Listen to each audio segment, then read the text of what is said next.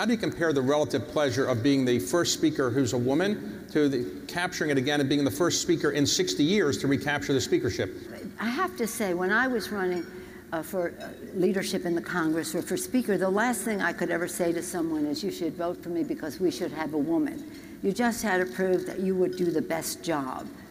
But when it turned out that I became the speaker, it was quite an overwhelming feeling that we had broken a marble ceiling in our country.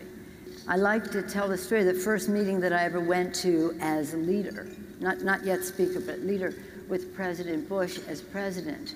And when I went was going to the White House for my first meeting as a leader of my caucus, it was unlike any meeting I had ever been to before.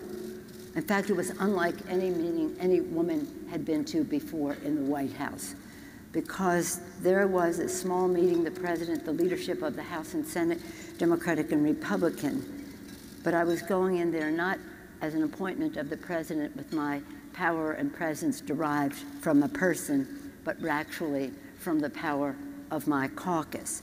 So as I sat there, and President Bush, ever gracious, welcoming, all of a sudden I was squeezed in on my chair.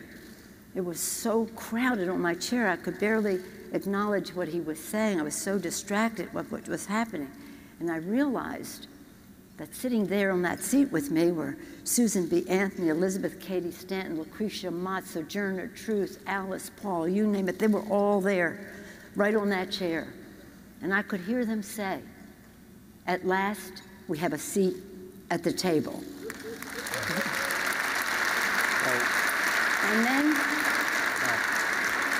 And then they were gone. And my first thought was, we want more.